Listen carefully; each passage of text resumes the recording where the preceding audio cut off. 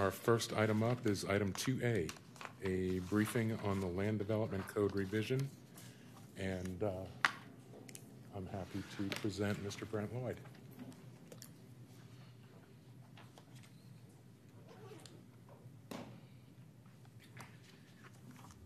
Good evening, Commissioners. Brent Lloyd. I'm with the Land Development Code Revision leadership team, and with me tonight is Lee Simmons from the Law Department. And the Law Department really led the drafting of these provisions, which are the provisions related to historic, which are not intended as a wholesale rewrite, but more of a tightening of the provisions, a cleanup. And so I'm going to hand it over to Lee Simmons to just sort of address the specific code revisions that are proposed relative to historic as part of the LDC revision. And then Lee, I think, has to leave fairly quickly, but I will be available to answer broader questions about the treatment of historic zoning to the extent I can under the proposed Land Development Code.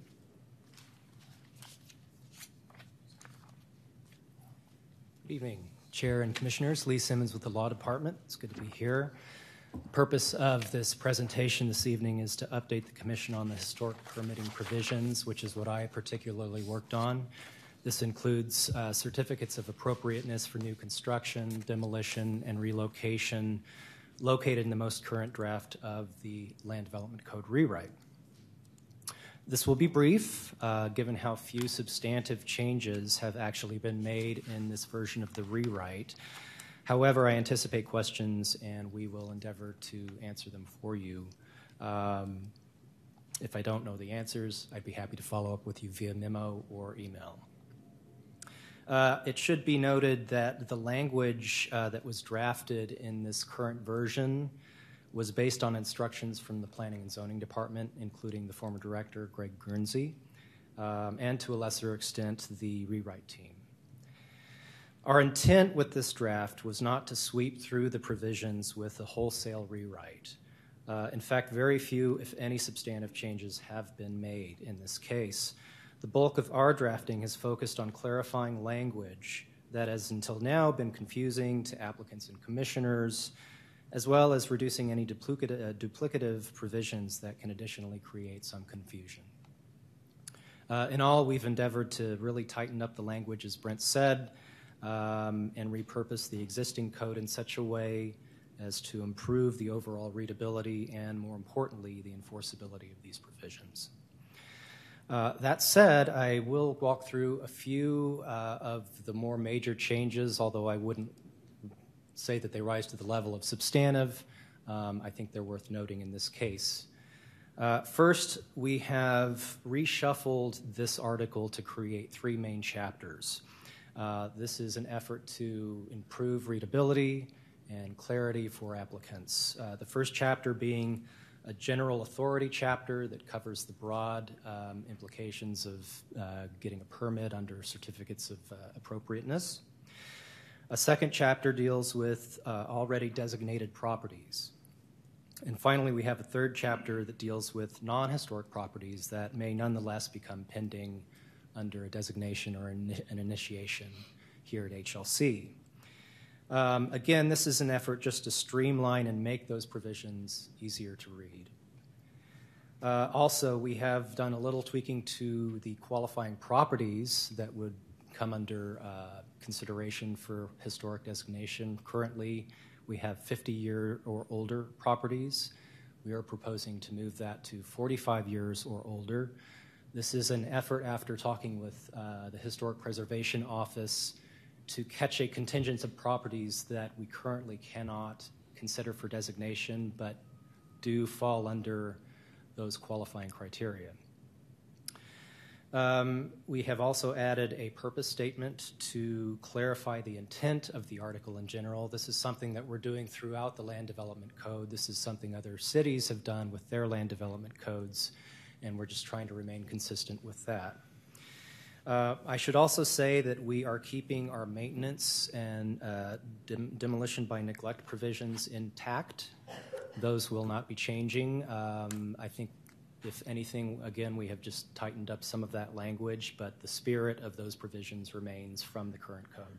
And tighten up enforcement? We are discussing enforcement with staff right now. Yes, ma'am. We've had a case on our agenda for 10 years. Mm-hmm. Thank you.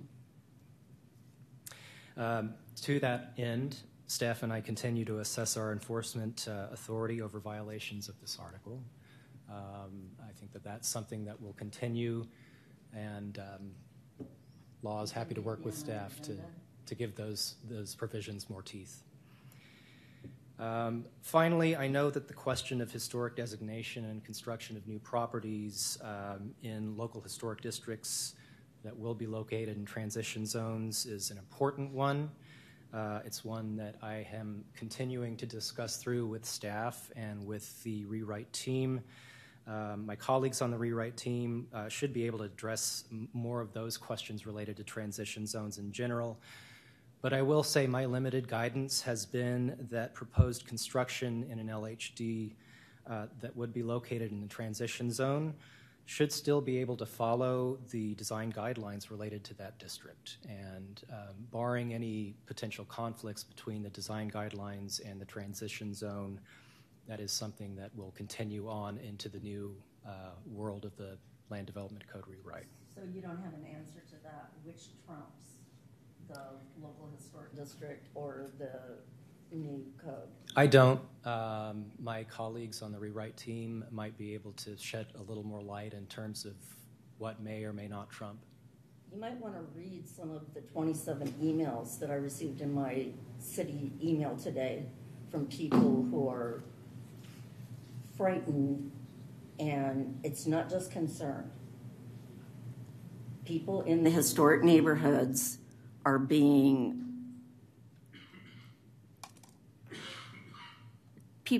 people are saying that this is only going to affect 2% of the city, but it affects 50% of the central city neighborhoods, including local historic districts, National Register districts, and proposed districts and historic properties.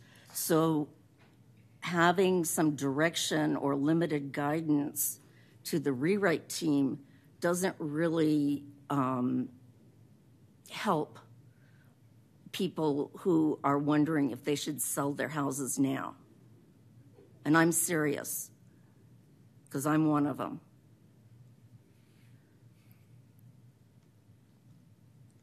I would be glad to give you my copies and have you take a look at them or take them back to your I'm certainly happy to take folks. A look at those. Yes, ma'am.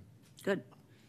And just to wrap up, again, most of the changes that we have made have been smaller changes. I am working with the Historic Preservation Office right now to address very minor issues such as copy edits, correcting nomenclature in certain spots to make sure that we're calling things correctly. And besides those main changes that I had mentioned to you, those are the main tenets that I wanted to communicate to you all tonight. I appreciate your time, and we're certainly open for more questions if you have any. I'd like one in particular, the phrase preservation incentive has been bandied about. The mayor has told countless neighborhoods that we have this preservation incentive. But when I read the code, and I did read the sections of the code that have to do with preservation incentive, you only have to preserve 50% of the studs. It says not the roof form or pitch, not the architectural details, not the siding, not the porches. So my question is, what does it preserve?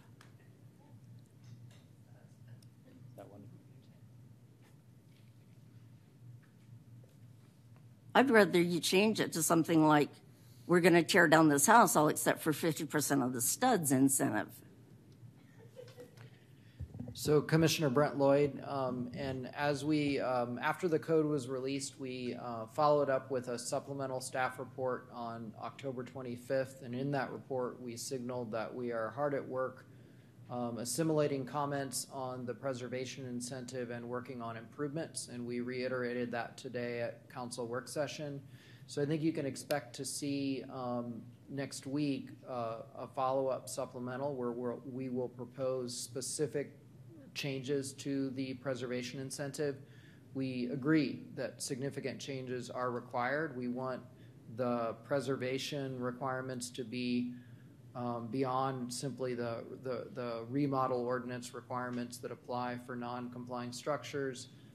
We think there are some other improvements that are under review as well, related to how the preservation incentive triggers the Florida area ratio bonus.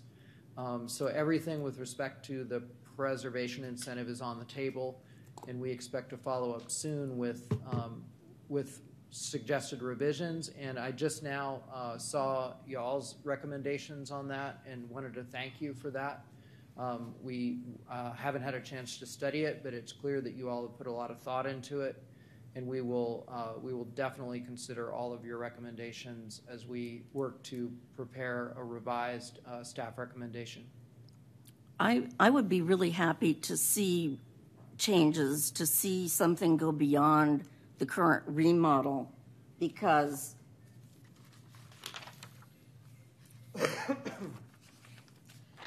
I don't know if you can see this, but this was a little duplex. It was affordable. One guy lived in one half for 19 years, and a mother and 2 children lived in the other half for 19 years. Affordable duplex, historic character, all of its original features. And this is what they built there under the remodel. Can you see it? They're selling it now as a single-family house for $1.2 million. It's basically, they took it down. I don't know if they left any studs, but they took everything on it as new construction that you can see from the outside. And that's what the preservation incentive gives us.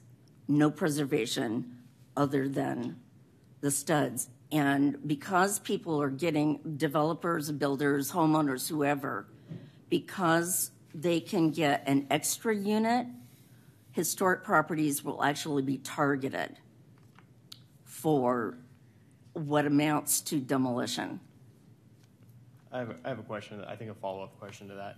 I think, well, first of all, you're using an example of something that was built under our current code of what could happen in the future, but that's what the preservation incentive, and I think it exactly describes this, and I'm just using it as an example. And that's, I think, Commissioner Meyer's concern, and probably a lot of people here, is the effect that the preservation incentive will have across the entire city.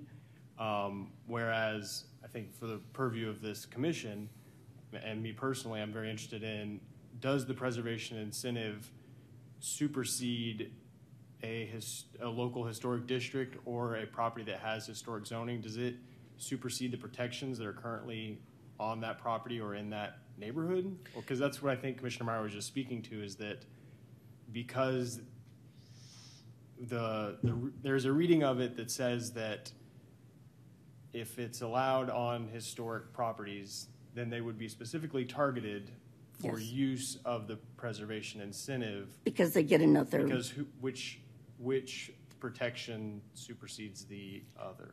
So the any of the requirements that apply by virtue of being in an historic district or having the H zoning would apply and would control over the base zoning entitlements for the transition area zoning. So the more restrictive requirements always apply.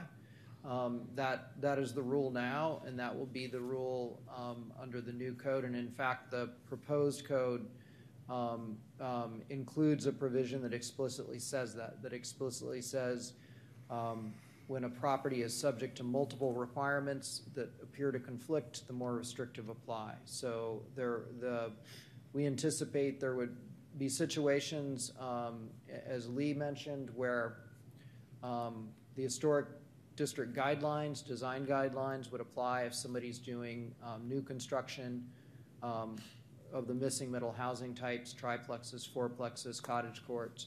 But if it's an historically zoned property, they will be substantially limited in their ability to modify, demolish. They would be subject to the same procedural requirements There may be opportunities to do internal units that don't involve demolition.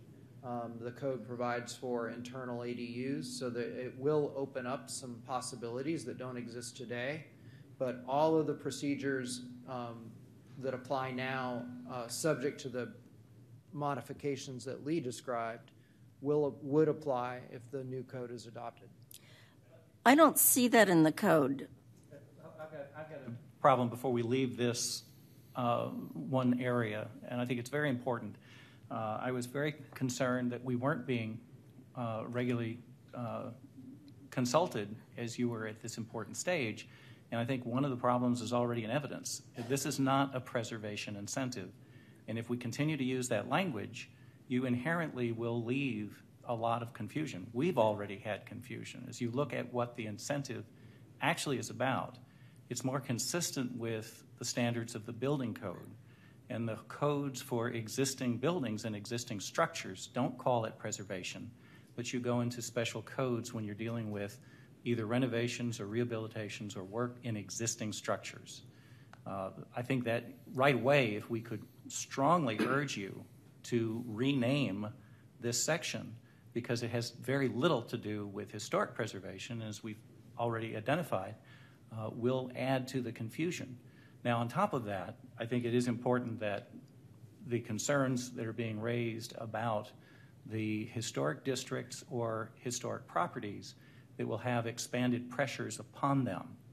I don't think there's an easy way to get around that other than working more closely as some of these items are getting closer to their final read in being able to add, not just preserve in place, but add perhaps some strength to making it very clear what the city's actions would be in the event that a property that used to have only single-family SF3 opportunities has additional opportunities which may add extra pressures to a historic property that we haven't been exposed to and may need some new tools to address. I think the concern is also the vulnerability of properties that are not within an existing local historic district or don't have historic designation, which is probably the case with the example that Commissioner Myers brought up, where they're not going to have the protections of the higher level restrictions of the code, but yet will be incentivized for Tear down. exactly. I think I agree. One of the problems, as I said before, is it may only affect 2% of the city, but it disproportionately targets the historic neighborhoods because we're in the central city. And I'm worried about one of the things that a lot of people wrote to me today about was about the transition zones.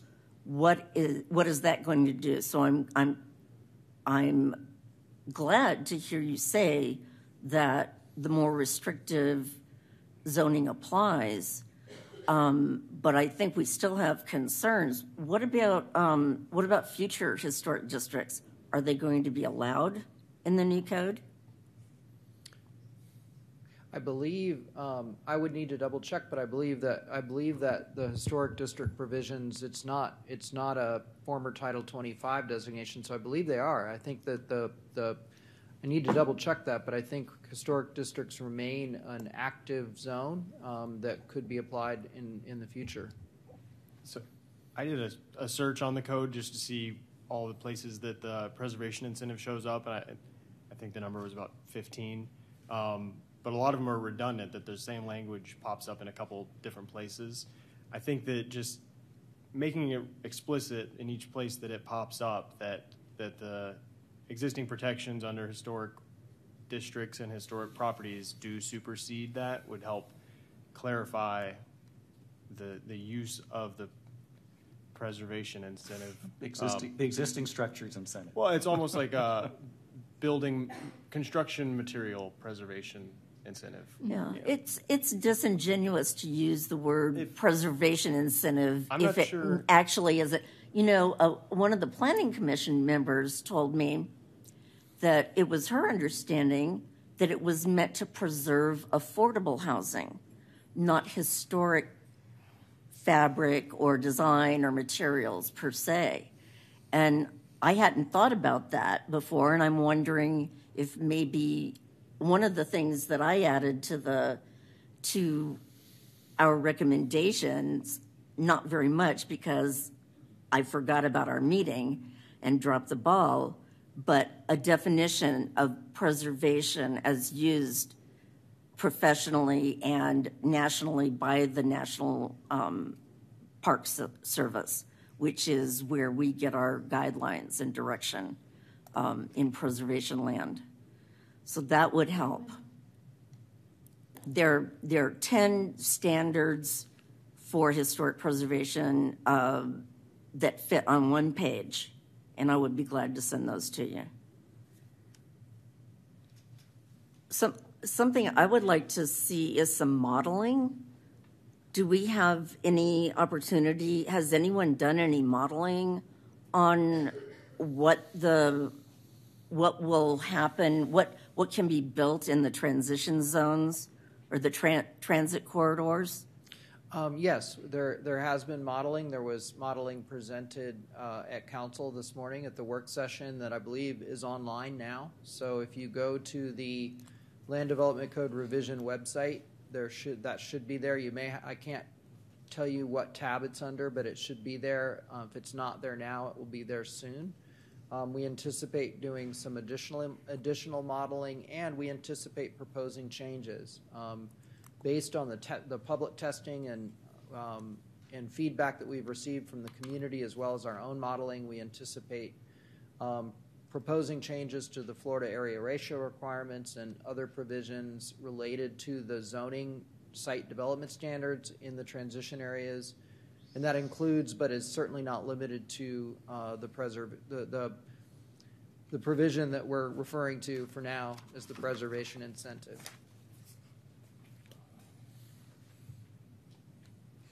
I had a couple of questions.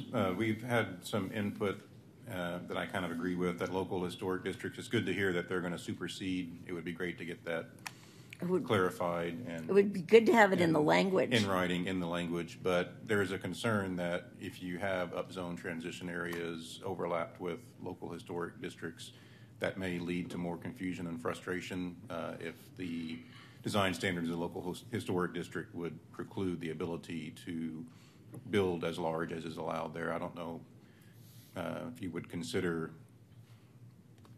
adjusting the transition zones where there are existing LHDs, and it seems like it's going to lead to frustration if someone buys something in a transition zone and sees it's in a local historic district and sees there'd be no possible way to build this kind of volume in a local historic district.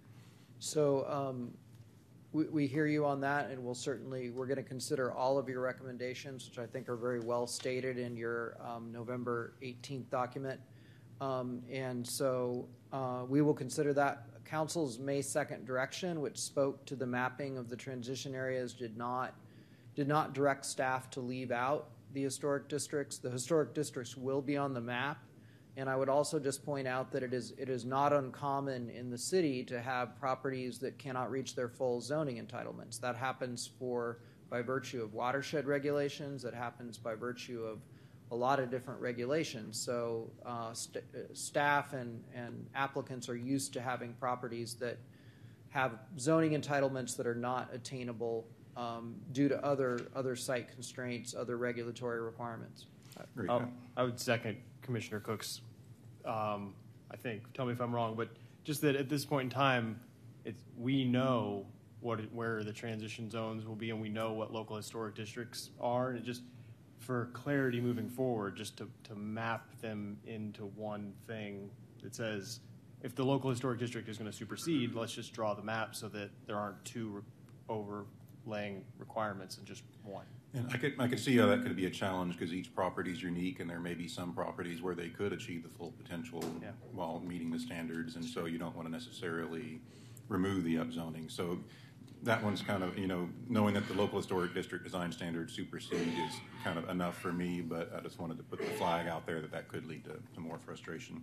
Another question, have y'all looked at the AIA and Preservation Austin's comments on these sections because they were very thorough and very thoughtful. And as I started breaking this down, I couldn't see that I could do much better in the recommendations that they did.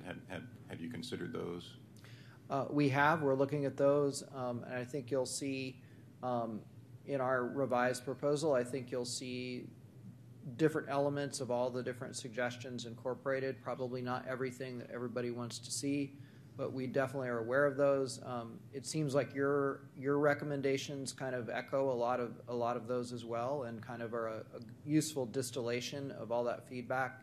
So we will definitely be drawing upon that in fashioning our suggested revisions. Great, I appreciate that. And my last question is, given these revisions in line with the timeline of the first reading December 9th and our next meeting December 16th, can you explain how the process might work where we get to see the revisions and make further comments before this thing moves its way through council? I cannot commit to that. We will definitely make sure that you all are given. I will make sure that you're emailed a copy of the proposed revisions. But we have a lot on our plate to wrap up, and we have upcoming council work sessions, and it's a difficult schedule, and there's the holidays to factor in as well. But we will do our best to make sure that you have an opportunity to review them and to provide feedback as you see fit. And we'll be available as the process moves forward to follow up. But I think probably in the next few weeks, our bandwidth to attend this meeting again is going to be fairly limited. But I will make sure that you all see a copy of the suggested revisions. Great. I look forward to seeing how that's going to be worked out. And I just do want to reiterate, I know you have a lot on your plate, but this preservation incentive is a really huge deal with the potential to really obliterate our local historic resources that aren't protected under local historic districts right now. So I believe it was well-intentioned. I just want to make sure it's done right so that we don't have the counteraction to what we're trying to do here. So. Thank you, Commissioner Cook. Good points. I don't have the bandwidth to understand, to read, digest, and understand the full ramifications of the new code. We got it October 4th, and it's a lot of pages. I probably read more pages than the president, but nevertheless, it's pretty hard to get through and get a grip on. We don't have an opportunity. I would say that most of the people who are here tonight are here to hear this briefing, but they don't have They don't have an opportunity to say anything, to give input to the commission, and I think this is not right. I think that this is too short a time. We need more time. We need a public hearing. This, again, disproportionately is going to land on the central city neighborhoods where the historic properties and districts are largely existing. And I would please urge you, I think that the AIA, throw the AIA recommendations out. Preservation Austin recommendations don't go far enough. I don't think they really took into consideration the full impact of the preservation incentive. I think we need to have some real language in there about basic historic form, design, materials, all the things that make historic properties. And I'm talking as a commissioner, but also I live in a historic house that when I bought it didn't have electricity or running water, had been abandoned for 15 years, and I've spent 28 years trying to bring it up to basic niceness. And I don't want to see, I don't want to have to leave my house or my neighborhood because it's been upzoned to the effect that it's West Campus or Rainey Street. I'll echo the request for more time to digest this. And Commissioner Myers mentioned the opportunity to speak. And although this briefing is in a portion of our agenda that does not ordinarily allow a public hearing, we may offer the opportunity for public comment. I know there's a lot of folks here who may want to say something. So to gauge the Commission's desire for that, I'll offer a motion to allow public comment with a maximum of 2 minutes per speaker if the Commission is so inclined to hear that tonight. I'll second the motion. All those in favor, please say aye. Aye. Those opposed? I abstain. Okay. It passes 601. So if there's anybody here that would like to speak, we'll hear your comments.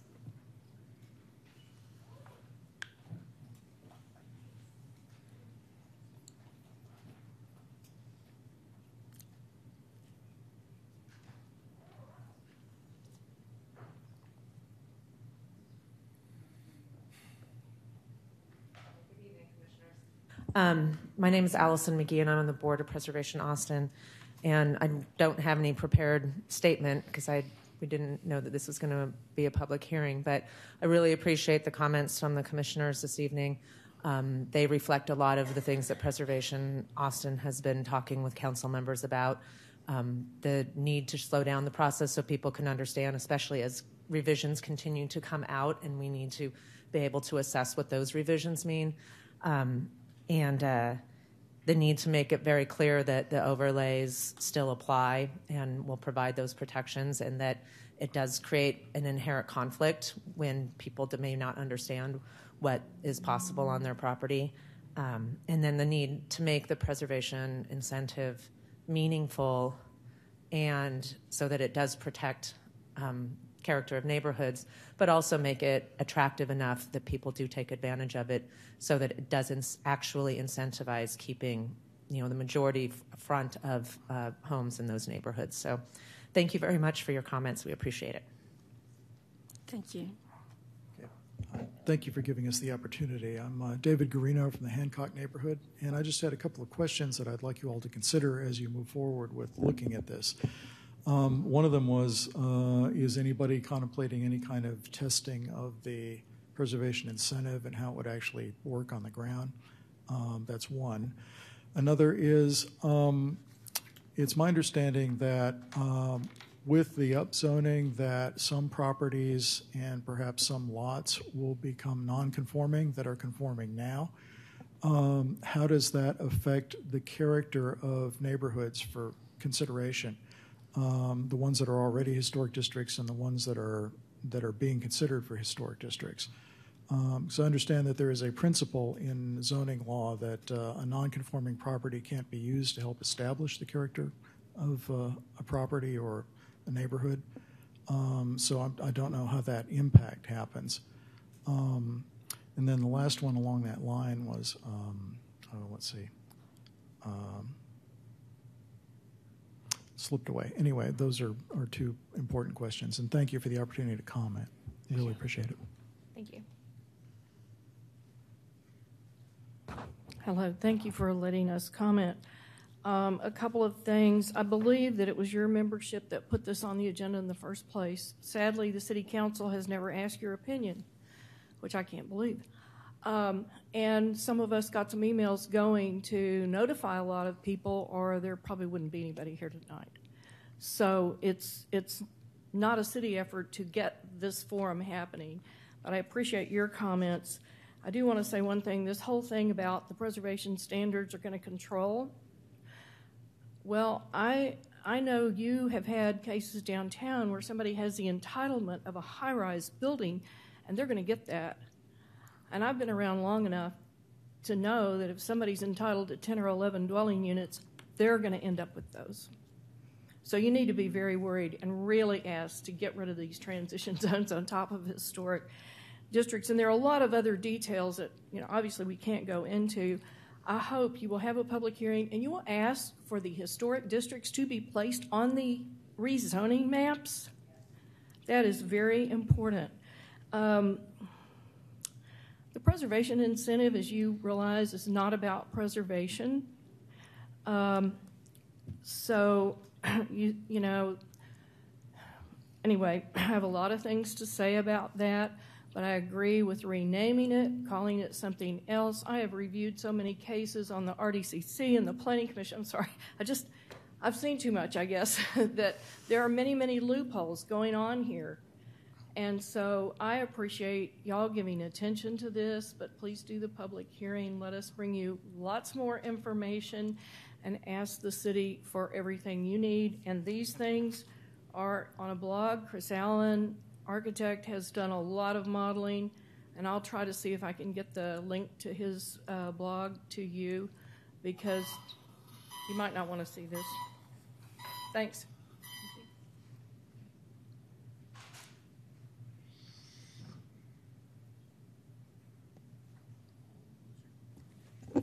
Evening, Commissioners. My name is Jeff Jack. I spent 5 years on the Planning Commission, 6 years on the Board of Adjustment, so I really appreciate your time tonight to hear the community. But I also spent 2 years as an aide to a city council person. I've been president of the Zilker Neighborhood Association, and the last time I was president of the Austin Neighborhoods Council, we represented 80 neighborhood associations. I'm here today to ask you to do something. It's easy to go with the flow of a stream. It's harder to swim upstream. Right now, we're headed downstream with this code rewrite. I'm asking you to swim upstream and do the right thing by historic preservation. It's been my experience that the existing rules are not adequate to protect our historic structures in our city. And to tweak what we have and lay upon us the belief that by not changing it too much we're doing good is a fallacy. We got to look a little deeper than that. I'm particularly concerned about the incentive provision. I think it's going to do what Terry has basically said. It's going to incentivize development pressures. It's going to create a whole bunch of unintended consequences. But we got to go back to the very basics. You know, I assume that everybody up on the dais is creative. You've either done something in your life creative. I know Ben's an architect, and Terry has been dealing with it.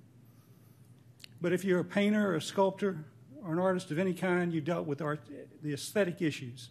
But there are other kinds of creativity. Programmers and engineers, they deal with creativity as well. Creativity is a complex and multifaceted endeavor. It has a logic that is a result of all the pieces that come together. By eliminating all the pieces but 50 studs, you lose the... So we need to look harder at preserving the structures that we have, not going back and relying upon the building preservation remodeling code. But I want you to think about this image. You've got a Renoir painting. You cut out the corner of it and you allow somebody to come in and paint something else on the backside. Do you still have a Renoir painting? You don't. You've lost the value of what you had. This code allows that value to go away. Thank you.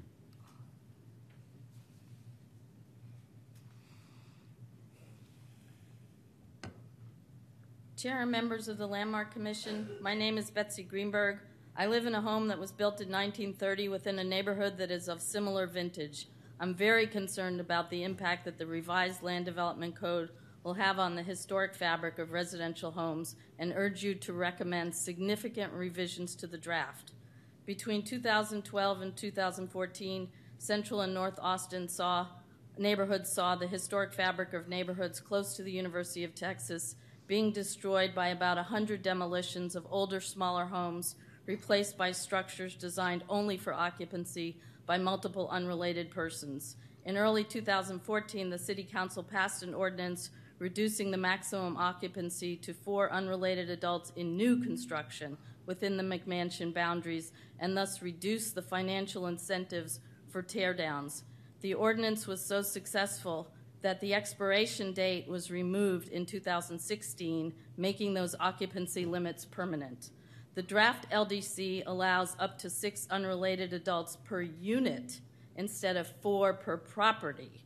This change will so drastically alter the financial incentives for properties near the University of Texas that I expect the entire stock of older housing in the Heritage neighborhood where I live to quickly disappear. Please vote to inform the City Council that the draft land development code encourages demolition and displacement and needs serious revision, particularly to occupancy limits, the preservation incentive, and the radical increases of entitlements within transition zones. As the Council seems ready to pass the revised LDC very quickly, please recommend F25 zoning for all properties that are individual landmarks within historic districts that are both local and national, as well as those that are within the ongoing Historic Resources Survey study areas. That would allow for more time to determine how a new land development code could increase housing and transportation choices without sacrificing our history and character. Thank you. Thank you.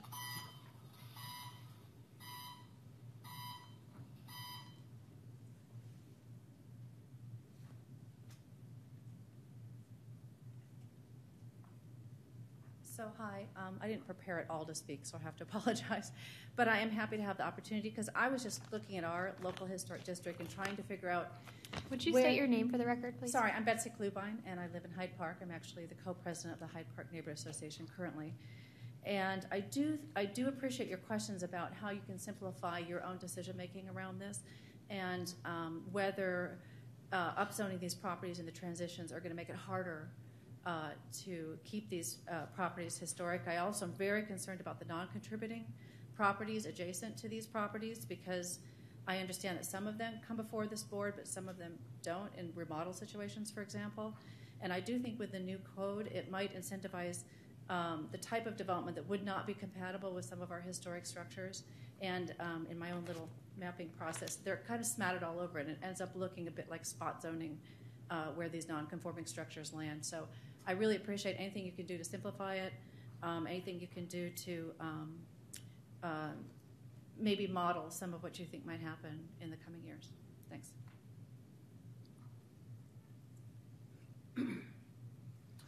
Thank you all for your comments. We'll take those under consideration. I'll now entertain a motion to close this public hearing. So moved. Second. Thank you, Commissioners Timesafe and Tollett. All those in favor, please say aye. Aye. Those opposed? Passes 7-0. Madam Chair, I do have a comment for our guest here, and I appreciate, Mr. Lloyd, you coming, making this presentation. And I think, as you can see, there's changes that certainly will make a difference. There's also changes that have potential for a lot of unintended consequences. And I think consider our interest, if you will, even if we're late to the table, as a very important way to really help make the distinction between what you're trying to do in the code with existing structures, which may have some overlap, but really very little, as it turns out, with what the bigger role of this commission has to do with preservation of historic properties and historic integrity of those properties.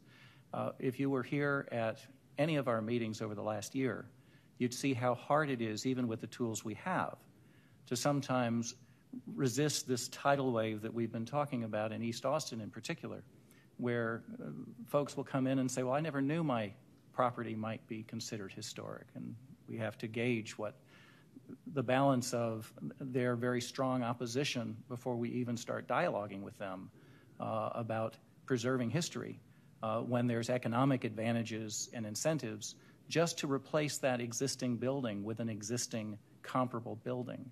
But I think as we're pointing out, there's going to be many places where individual properties and historic districts will come crashing right up against some of the other goals of the code rewrite. And without having to rethink, but just to give us an opportunity to help you and help the staff craft something that will really mitigate the potential for some of those, I say unintended consequences, they could be some real disasters if we're not careful. So time, if we don't have the time, fine, let's work on it. But I really would like to send this back to you and to the staff. Any way we can be of help to you and really take full opportunity to use the time effectively.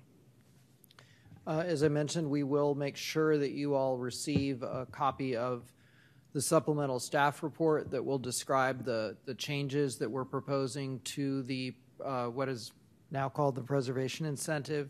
And you will have an opportunity to comment, to your council members and in whatever manner you see fit. And as the process goes forward, if time allows, we can come back and dialogue with you again on the item. But definitely in the coming weeks, with all due respect, we just have a lot to wrap up and a lot of issues on the table. So probably won't be able to make another visit here, but we will keep you in the loop, and we do believe that you will see your some of your ideas incorporated for sure. So thanks. I want to say one last thing to Mr. Lloyd.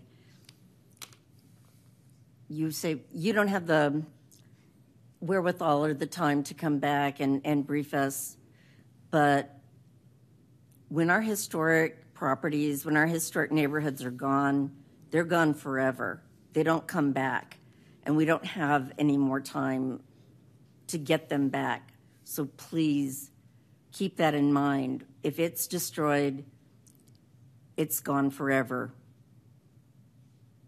Thanks. And I'm just going to say it once more, just for the record, that it can't be denied that there definitely increased entitlements create tensions and may lead to requests for changes. But fundamentally, the more restrictive rules are going to supersede, and so all the rules that you all administer every when you meet will remain in place. And we believe, as Lee Simmons mentioned, that there's actually some improvements to the enforceability of those provisions that we've included in the code as well. So thank you for your time. It's on our agenda. It's the last item every month. Before we leave this topic, would anyone on the commission like to make a motion or a resolution regarding the recommendations prepared by our own commission? I would move that we formally adopt the recommendations from November 18th that were drafted by the Preservation Plan Committee. I'll second the motion. Thank you, Commissioners Cook and Valenzuela. All those in favor, please say aye. Aye. Those opposed? Nay. I would like an opportunity to say something about it. I think I would like to ask that, well, I've been voted down. I think we need more time to look at this. This is not a long time to review something that's going to have a permanent effect on our historic properties. And we don't have time. When I said we don't have the bandwidth, talking about something about the FAR or the ADUs or the LSD or the DMT, nitpicking all of those things isn't the issue. I think it's a broad issue that this is a very short period of time in which to make a decision that will be permanent. And I would like to add that to our recommendations. I would note that the recommendation did include an encouragement to slow the process down. And a request for more time. And I know since we were posted to make recommendations, this is obviously came to me late, but I do think that if we make a request that they find another name for the preservation incentive, that's going to help us a lot. Even if it didn't change, which maybe it should, but I think already the amount of confusion makes it clear. The building code has existing building standards as part of the regular national and local codes, so we don't need to reinvent this new terminology, and they should get rid of it. I make a motion that we add a request to rename the preservation incentive in the code to a more appropriate title as part of our recommendations.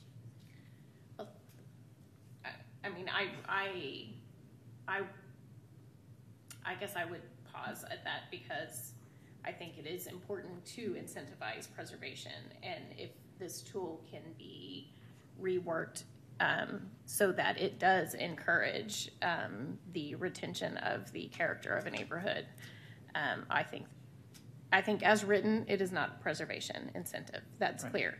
But I do think there needs to be an incentive to preserve our neighborhoods and our character. Right. So the first preference is redoing that to make it something that actually does encourage preservation. At the least, if they're not going to change that, they should change the name. Well, I would be concerned if we detach preservation from the name, then it could become a monster without any cover that if you're erasing its true intent its stated true intent to incentivize preservation, then you're basically just unleashing unlimited FAR and unlimited, 8 people living in 4 units on properties that are older than 30 years, which is just. But it shouldn't be there if it's not for preservation, I think, is the thought. There's multiple reasons why the building code has separate standards for existing codes, for existing structures. And preservation activities certainly are among them. Maintaining continuity within a neighborhood goes beyond just preservation issues. And there also are ways of cleaning up what would otherwise be difficulties if someone does, in fact, want to keep an existing nonconforming structure. So I think there are multiple layers to it. I think the way, Madam Chair, that you stated it, I could restate my motion and suggest that we would encourage that there be more specific preservation opportunities written into what is currently referred to as the preservation standards, but that if that's not the case, that we certainly request that they find a better description than to use a misnomer as it currently is. I think if I was encouraged by anything tonight, one would be that the historic district may trump the new, it remains to be seen, may trump the new code. But the other is that Mr. Lloyd said that there is discussion about what preservation actually means, and I take that I would like to see the preservation incentive be more defined, as other commissioners have said. I don't want to take it away entirely, but I would like to see it actually have the meaning of historic preservation as we know it in the language. Now, and maybe we could add that into our recommendations. I had a definition for preservation. It was just a brief definition, but I think that we should recommend that the preservation incentive spell out specifics of what it means in terms of preservation. And just as a point of order, do we have a second for Mr. Heimsath's motion before we continue discussion? Did you amend your motion? I did. I think I'll second your amended motion. Okay. Discussion? Would you repeat the motion? My motion was that in recognition that the current preservation incentive, as it's titled, does very little specifically to historic preservation, and in its current arrangement has already caused a great deal of confusion, that we would encourage a significant increase in preservation activities associated with that incentive. If that's not to be the case, that we would encourage a renaming of the activity so as to make a clear distinction between what is working with existing structures as opposed to actually preserving them. Yeah, I second that. Any further discussion? And who gets the incentive? I mean, if you are only, the preservation incentive should incentivize preservation and not just remodeling.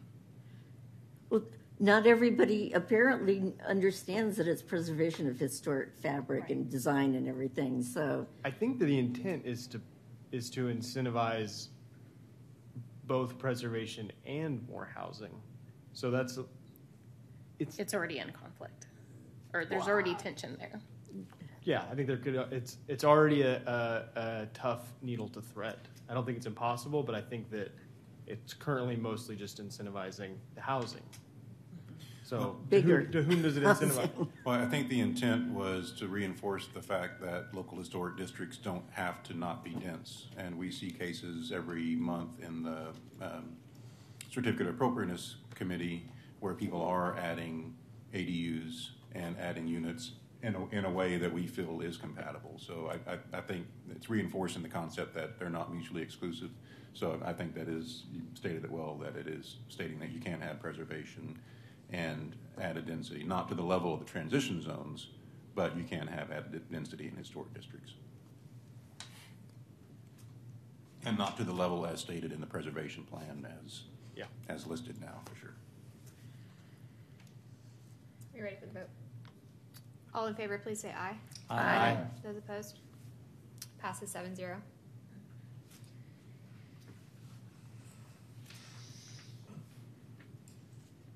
Commissioners,